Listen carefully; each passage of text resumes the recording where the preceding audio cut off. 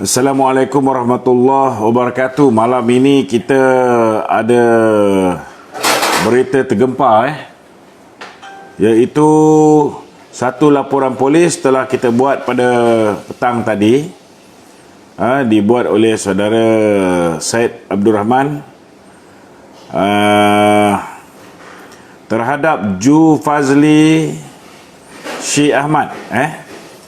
Ju Fazli Syekh Ahmad ni tuan-tuan telah membuat satu video yang telah menuduh Datuk Seri Najib sebagai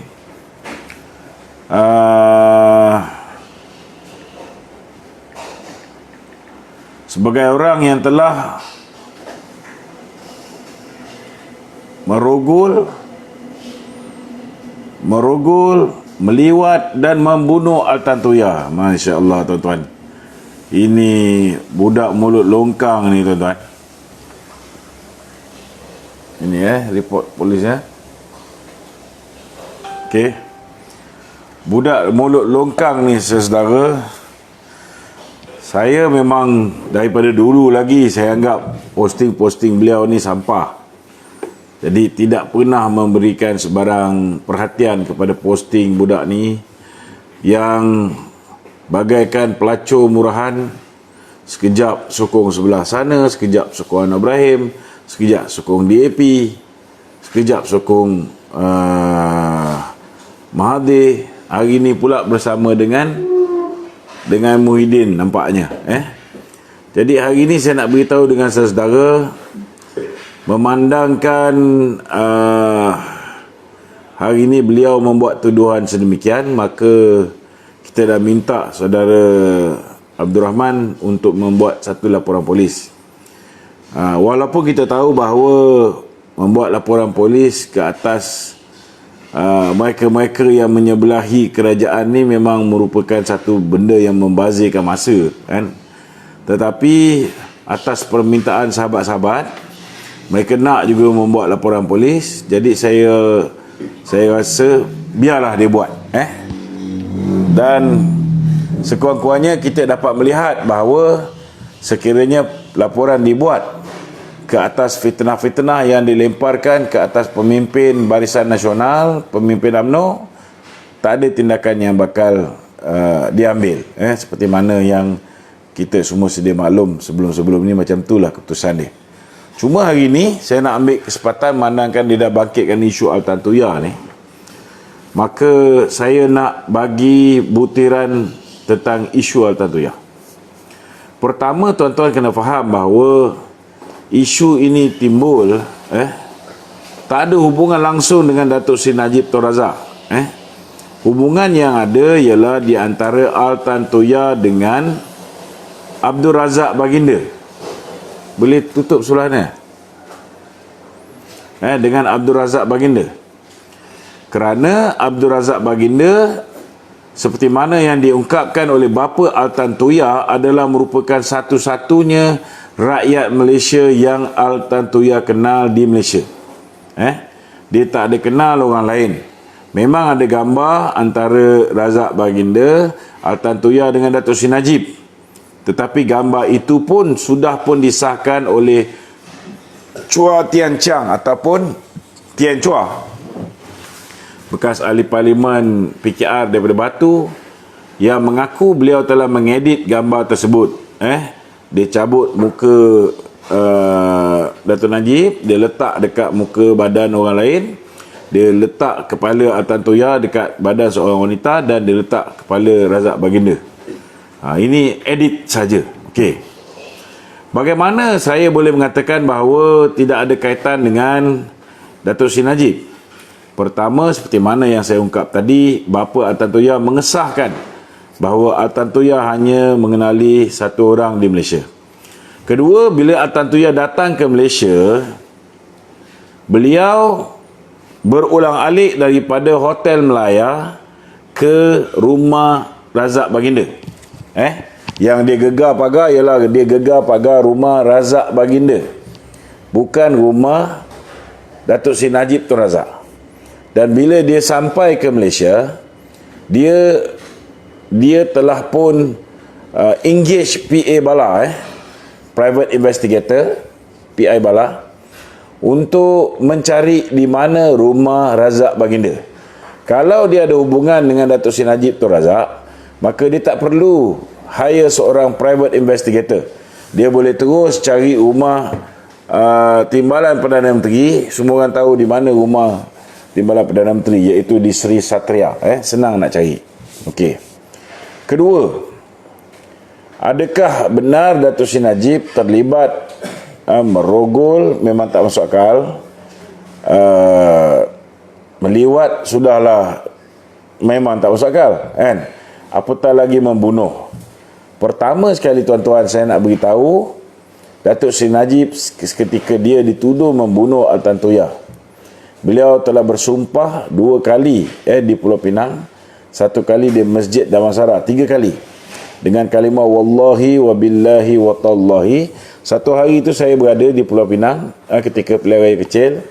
Saya mendengar beliau melafazkan kalimah wallahi wabillahi watallahi. Beliau bersumpah beliau tidak pernah mengenali wanita Mongolia yang bernama Altan Toya ni.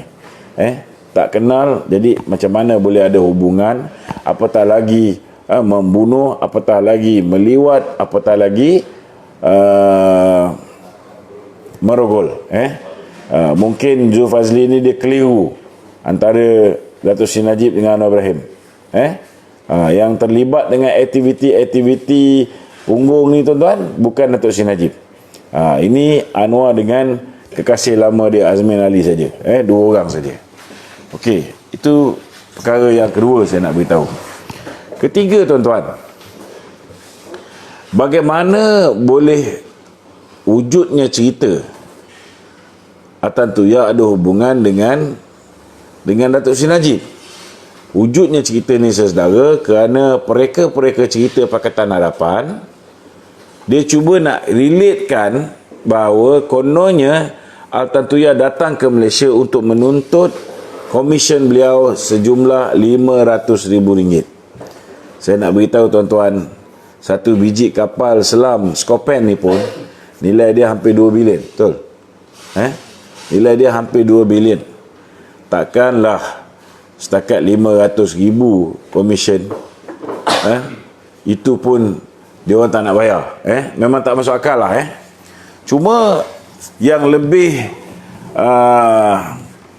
patut kita lihat ialah kenapa mereka menuduh Altan Toya ini sepatutnya mendapat komisen RM500,000. Kerana kata-kata Pakatan Harapan yang mengatakan bahawa Altan Toya ialah translator apabila Razak Baginda berunding dengan pihak yang menjual Scorpion. Bahalul-bahalul ni tuan-tuan, saya kategorikan bahalul lah. Kalau dah bodoh melampau ni, kita panggil bahalul. Bahalul-bahalul ni saudara, dia ingat kita beli kapal ni, kita beli dengan Rusia. Kalau contohnya Sukhoi, yes, memang kita beli dengan Rusia. Tapi Altan Toya ni saudara, orang nak relatekan kapal ni dengan dia kerana dia ialah seorang wanita warga Mongolia. Mongolia ni bersempadanan dengan Rusia. Jadi memang betul dia boleh bercakap dalam bahasa Mongolia dan dia boleh bercakap dalam bahasa Rusia. Persoalan dia, kapal Scorpion kita bukan beli dengan Rusia. Kita beli dengan Perancis. Dan urus niaga untuk membeli kapal ini ialah dalam bahasa Inggeris. Takkan orang jual kapal sebiji 2 bilion ringgit, dia tak mampu nak untuk lantik seorang pekerja yang boleh berunding dengan kerajaan kita dalam bahasa Inggeris. Di mana datang munasabahnya tuan-tuan? Jadi itu sebabnya saudara, saya nak beritahu budak Zulfazli ni, dia sepatutnya tidak meletakkan dirinya terlalu murah macam ni. Orang bayar, kau buka kaki. Ini perangai. Tak tahu nak cakap apa lah tuan-tuan. Cakap tu biarlah masuk akal sikit. Sampai tuduh Datuk Seri Najib meliwat lah, merogol Atan Tuya lah. Saya nak beritahu tuan-tuan, Datuk Seri Najib ni Perdana Menteri tau. Masa ketika berlaku ni, dia timbalan Perdana Menteri. Kalau adalah hubungan dengan Atan Tuya ni, dan sampai orang menuduh Datin Seri Rosmah telah pergi manjat ke Bukit Cerakah. Orang tak kenal Datin Seri Rosmah ni, dia boleh cakap lah. Saya nak beritahu, Datin Seri Rosmah ni 2 tahun lebih tua daripada Datuk Seri Najib. Walaupun dia boleh aktif lagi dekat gym, tapi dari segi fizikal dia, lutut dia tu tak okey untuk memanjat. Jadi apabila orang kata dia pergi manjat Bukit Cerakah dan dia menyaksikan bagaimana Atan Tuya dibom, ini satu benda yang tak masuk akal. Yang kedua juga, yang ketiga juga, salah satu sebab yang mereka mengatakan bahawa Atan Tuya diletupkan menggunakan C4, dan mereka mengatakan hanya pihak tentera yang ketika itu Datuk Seri Najib merupakan Menteri Pertahanan mempunyai akses kepada C4. Saya nak beritahu, dalam mahkamah akhirnya telah terbongkar bahawa barang yang digunakan untuk meletupkan Atan Tuya bukan C4. Ianya hanya plastik eksplosif. Kalau UTK tuan-tuan, macam Syirul dan Azila ni, dua lelaki ini adalah anggota UTK, Unit Tindakan Khas. Kalau UTK nak pecah rumah orang, dia akan letak plastik macam gula getah tu, keliling, and then dia bomkan pintu tu. So ianya merupakan plastik eksplosif. Dan apabila Abdul Razak Baginda dia diganggu oleh Atan Tuya yang setiap hari berulang-alik daripada Hotel Melaya pergi ke rumah Razak Baginda, beliau telah dipelawa untuk mendapatkan bantuan oleh bekas pegawai Datuk Seri Najib. Kebetulan Abdul Razak Baginda adalah seorang penulis ucapan Datuk Seri Najib, jadi dia ada hubungan baik dengan ACP Musa pada ketika itu. ACP Musa yang telah meminta supaya Abdul Razak Syirul dan Azilah untuk membantu Abdul Razak Baginda menghindari daripada ancaman dan gangguan oleh Atan Tuya.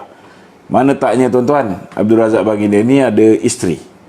Bila mana Atan Tuya menggegar pagar rumah dia, cuba bayangkan keadaan Abdul Razak Baginda dengan isterinya di dalam rumah, sudah pastilah dalam keadaan yang begitu tidak kondusif.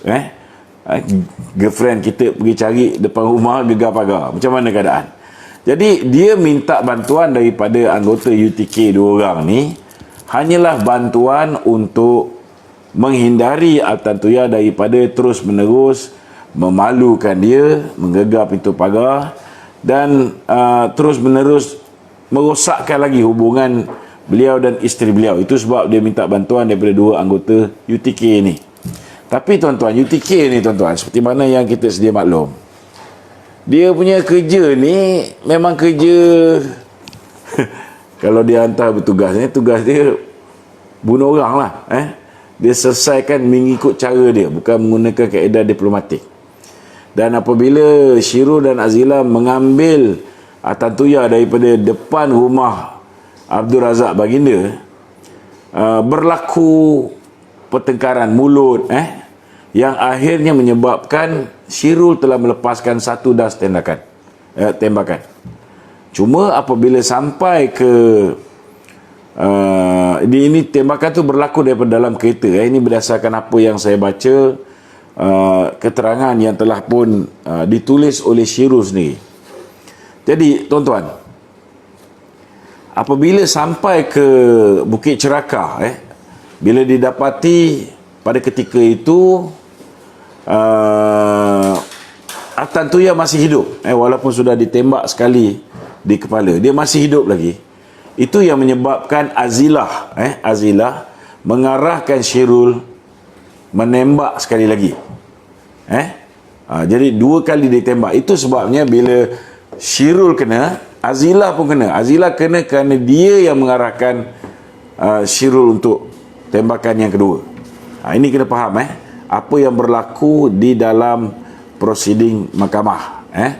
Dan seperti mana yang kita tahu bahawa ketika berada di Bukit Cerakah, untuk menghapuskan